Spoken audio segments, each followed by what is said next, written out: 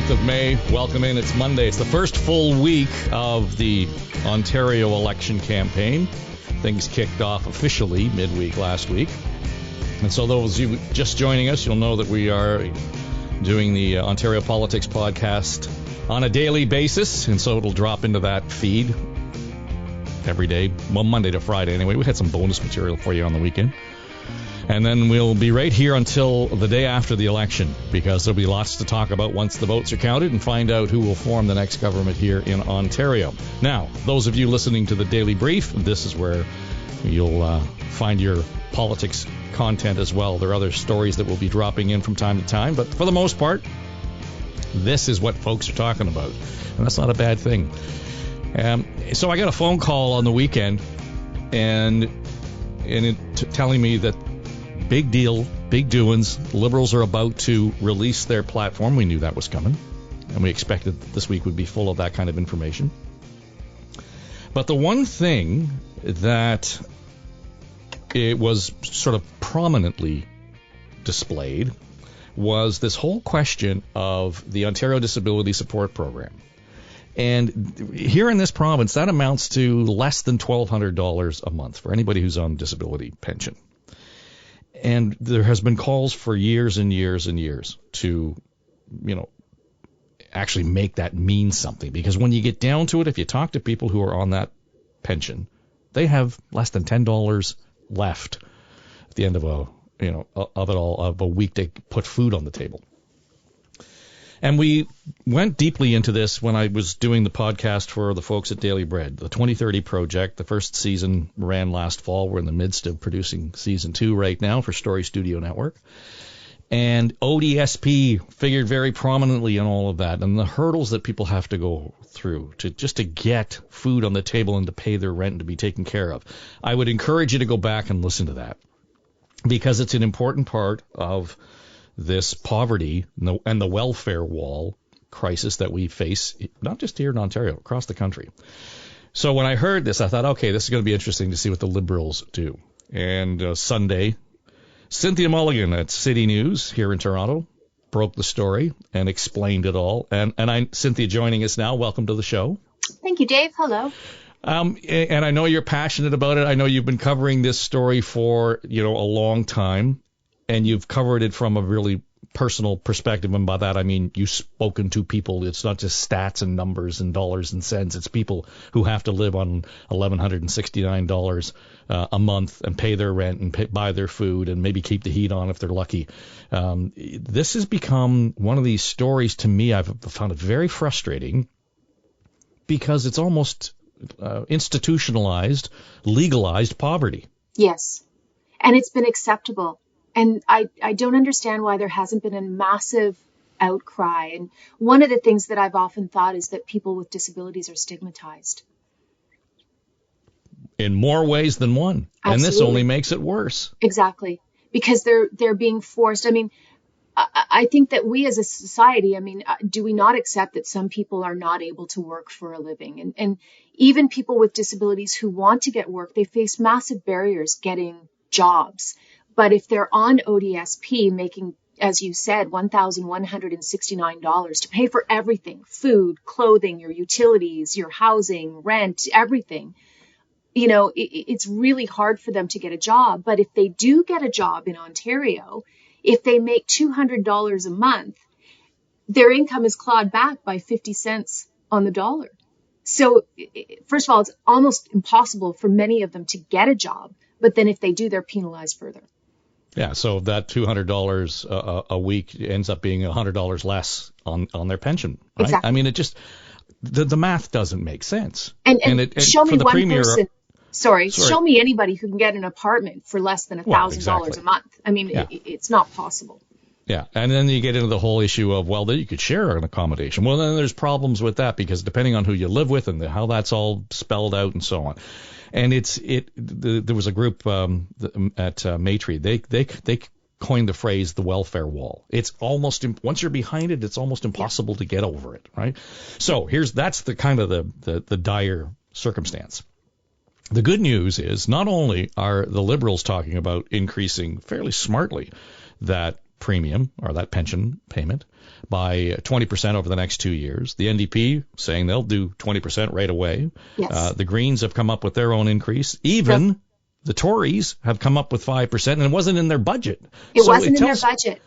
Right? So it tells me one thing here, that this, for whatever reason, this issue has caught fire in war rooms because it seems to all bubble to the surface quickly. And I know that about 10 days ago, Neil Hetherington at Daily Bread met with the Premier, and he handed him the latest research that they have done that shows, for example, I just want to get the numbers straight here, a $15 a month increase in ODSP would be associated with 53,652 fewer food bank visits in Toronto alone, and more than 250,000 fewer province-wide. Something tweaked there. Yes. I didn't know that number. That's astonishing. And I mean, I've talked to so many people on ODSP, and there's a thing called the ODSP diet, and they trade secrets on how you can survive for pennies a day. And one is you have a potato a day. That's it. No butter. Or you use caffeine, like coffee, instant coffee, as an appetite suppressant. And that's how they get by. I mean, one man I was speaking to, he survives on $7 a day on food. Come on. Mm-hmm. Most of us spend that on a coffee and a bagel in the morning, right? Mm-hmm. It's just, and that's all he has. Well, and you consider how if we could harness that innovation, if we could harness that resilience, how powerful would that productivity be? I mean, seriously, think about it. They're probably the most productive demographic in the province. Well, many want to be. I've had some fascinating conversations with David Onley, former Lieutenant Governor David Onley, who has also had a very successful life with a disability. And he's been talking to a lot of people, and he's just heartbroken. And I shouldn't speak for him. You would probably really enjoy talking to him on this subject. But we've had many conversations, and I've spoken to many ODSP recipients over the last 2 years in particular, since COVID, because COVID hit them even harder. And it just, honestly, it breaks your heart. And I'm a television journalist, so I have to set up Zoom interviews. And so many of them say, well, I don't have Wi-Fi or I don't have a computer, so I'm going to call a friend and see, or walk over to a friend's place, and maybe I can do it in 24 hours if they'll let me borrow it for 30 minutes. I mean, we just take having, I take having my computer for granted so I can do this interview with you. Now, I get it from work, but it's so much harder for these people than what we can even possibly imagine. And now, and what has truly horrified me, and I do think that this is having an impact on the governments, and because suddenly this has become an issue in the election where it is included and all four parties are talking about it, is MAID, and how some people are now saying, I interviewed a gentleman 2 weeks ago. He is going to apply for MAID when he is eligible, when the federal government opens it up further, and he wants it as a backup. So explain what MAID is. MAID, I'm sorry, it's medically assisted death, dying, and people with disabilities are going to start becoming eligible for it. If you have, it's not just now for people who lives are about to end painfully with cancer, and that's imminent. It's also if you have physical disabilities or pain or mental health issues, you can start applying for it. And this one gentleman, Richard Ewald, who has stage 4 liver disease, COPD, chronic pain, mental health issues, he is going to apply for it as soon as he can. And he said, would you rather die in a burning building or be able to jump out of the burning building? Like, why prolong an inevitable, painful death is what he said to me. And that just breaks my heart. And he said it's because of ODSP, because he can't afford to live, and he can't face living like this anymore. So we have a problem, and I really do believe we have to have a national conversation here. It's not, and a lot of people are blaming Doug Ford, but let's really look at this. It hasn't been raised significantly by any government in the last, 24 years. Since Mike Harris, squashed it, reduced it by 22%, 27 years ago. And Mike Moffat, the economist, he did a brilliant graph. Did you see that come out today?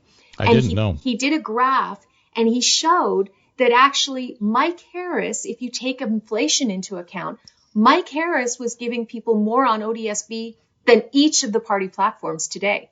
If you look at inflation, that's kind of horrifying. So in the last 24 years, people are only making $239 a month more today than they were 24 years ago. Think about the cost of inflation over those 24 years. How can anybody survive like that? I was telling the story the day, we were recalling the day of the blackout back in 2003. It was August the 14th. We were all kind of caught off guard by it and carrying on. I happened to have been at the family cottage. So the problem I had was I had an hour and a half drive to get back to the city, and I only had about 20 minutes of gas. So I went to the local gas station. Right. Wasn't running. Yeah. So did what I could from the cottage.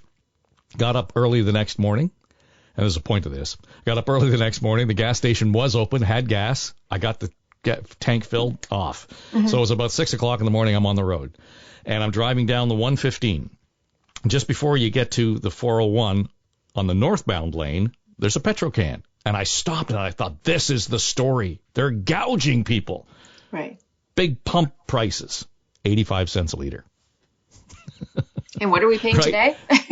and that was exactly, and that was a huge spike on the cost then.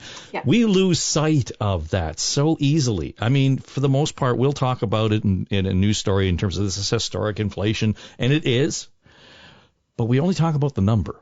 We really don't talk about what you're getting at, and that is, holy cow, that's 20% more burden on my $1,169 a month. Exactly.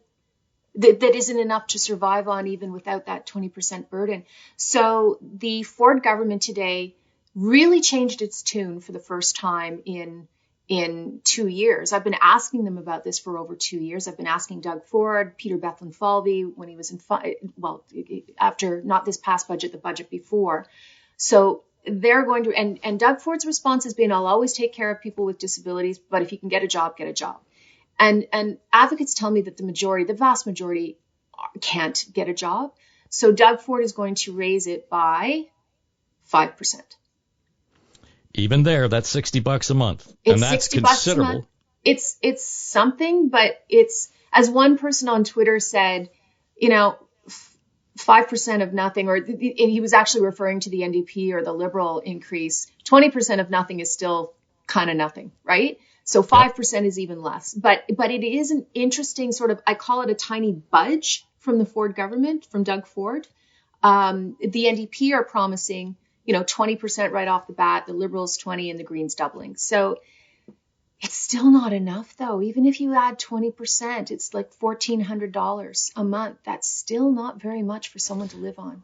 Well, I think I read this correctly. If the Conservatives, they were patting themselves on the back saying it's the greatest increase in 24 years. Seriously, you're going there? But I think the federal government needs to be brought into this conversation as well, because Justin Trudeau promised to do something for people with disabilities. It was not in the past budget. A lot of people are waiting for the federal government to come up with something, because I do think that this is a problem, that it has national significance here. And we have people with disabilities living well below the poverty line. Well, and that the whole issue of poverty, and I cite this number all the time. Mm-hmm. Ontario, the cost of poverty is $33 billion a year. And that's pre-COVID numbers. Yeah. So to look at what's just gone on, and we know there are more people who are on ODSP. We know more people who are taking Ontario Works. We know that there are more people who are using food banks. Mm-hmm. And you don't have to be taking government benefits to be on food banks, but chances are you're probably pretty close to poverty if you're having to rely on a food bank to feed you and the kids, right? Those numbers are only going to grow. And that cost is what is at the heart of it.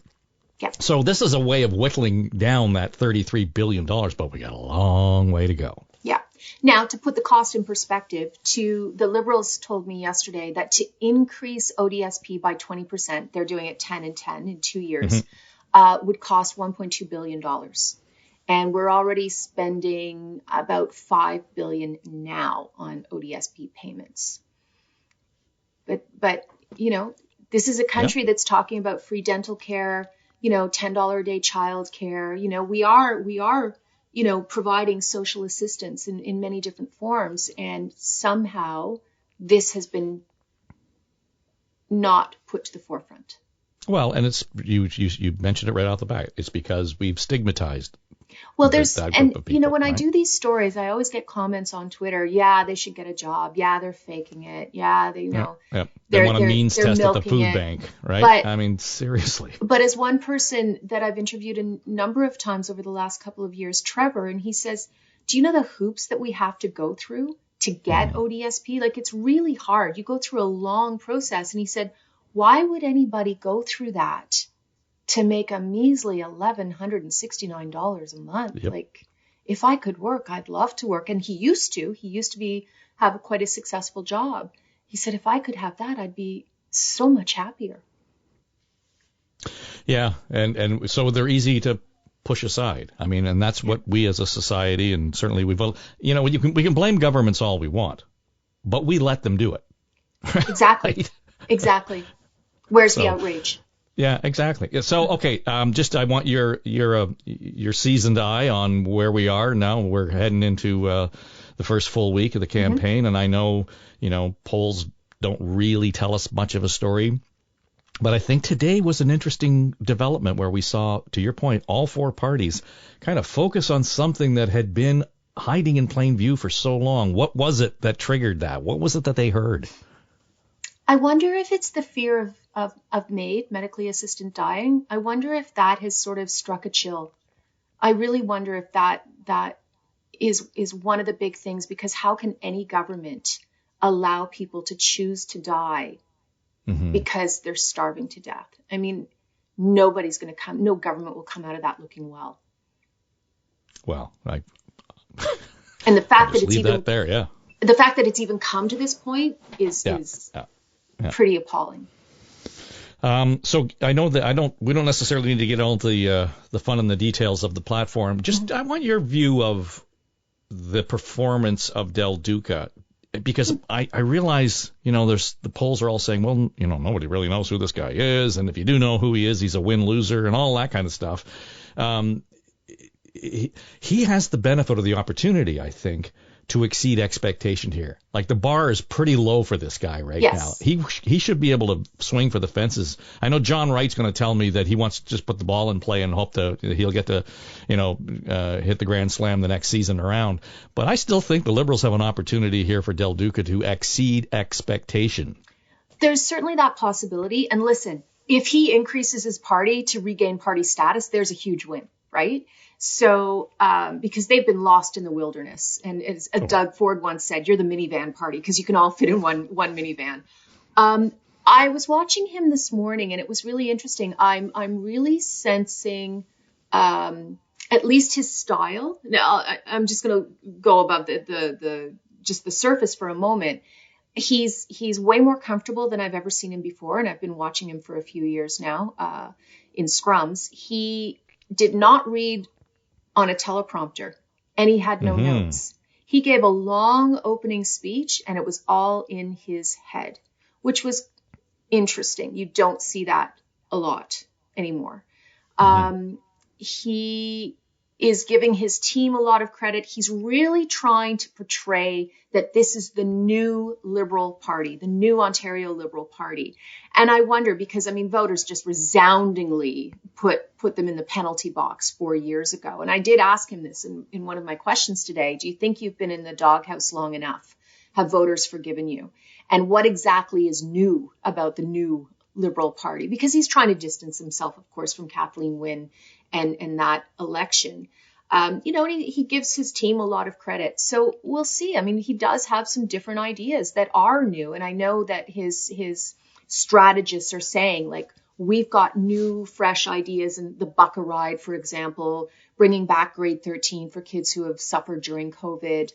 Those are some big things that are getting a lot of headlines and getting a lot of attention. So at least I think it's making people stop, whether you like it or not. It's making you stop and go, okay. And we'll see how he resonates. Well, I dare say I appreciate the question, what's new about the Liberal Party, but what's exactly new about the new Democratic Party? I haven't quite gotten over that. Yeah, but they don't have to distance themselves from an election disaster that they had 4 years ago. They actually did quite well. But I would argue that Doug Ford won because people were voting against the Liberals. It's not so much that they were voting for him. They were voting against the Liberals. Sure. And I would say that the NDP, they got 40 seats the last time. They also benefited from the Liberal crash, right? So can they hold on to their 40 seats? Right now the polls suggest, and you can ask John Wright, but it looks like Doug Ford's going to saunter up the middle, right? Because there's a split vote. But will there be strategic voting? Will people choose one or the other and not split the vote, NDP and Liberal? And that's what will be the interesting thing to watch. Will Doug Ford get a minority? Right now it looks like he's enjoying a healthy majority, but who knows? We have 22 more days to go on the election trail. It's a bit of a sprint, but yeah, we'll get there. So when you've looked closely at particularly the Liberal platform, one of the things that which I occurred to me as I was watching, like right across all weekend here. Here you go. Suggested there it is, right here in my hand. A place to grow. Yes.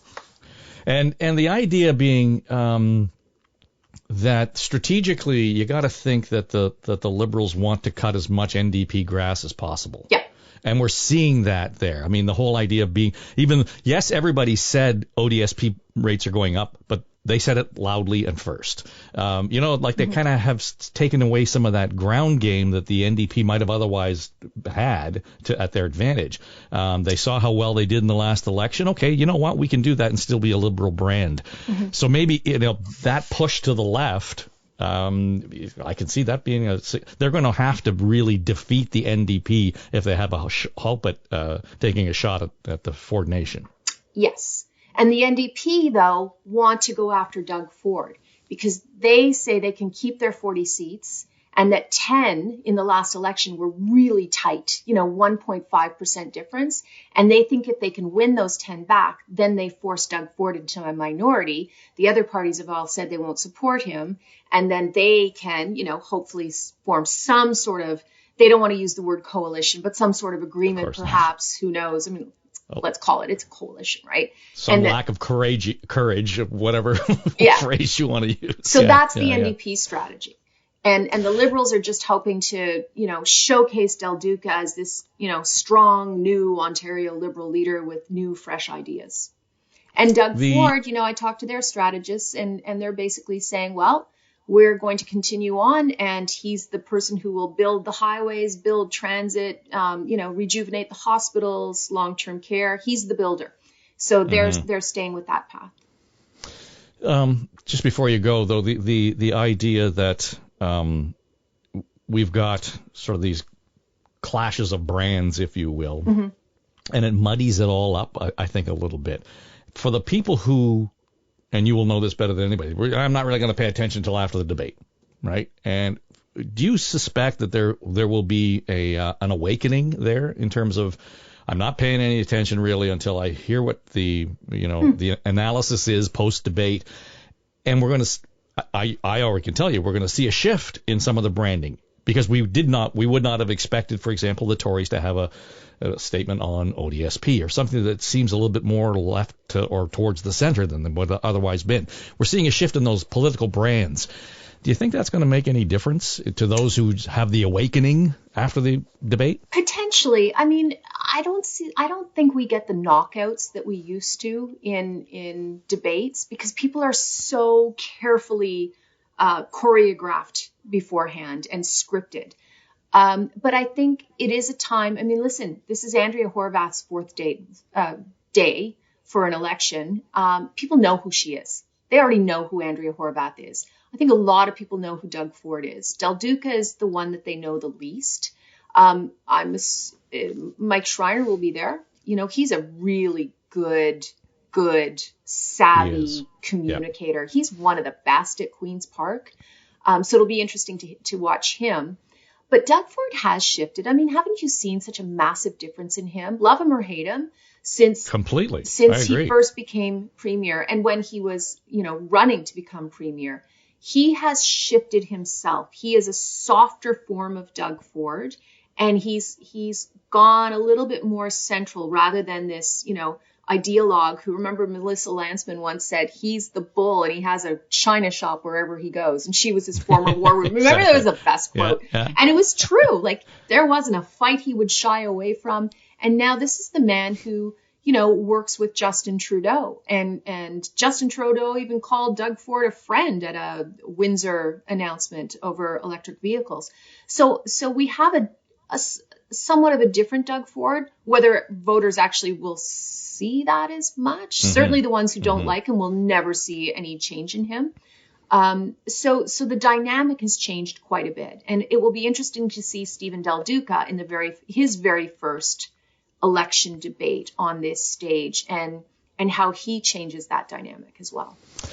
Well, listen, it's good of you to take time out of the day, because I know it was a busy one for you, following the Liberal platform. But Cynthia, it's always good to talk to you, and you're always welcome anytime on the podcast. Thank you so very much. Nice to see you, Dave. It's been a while. Cynthia Mulligan at City News here in Toronto.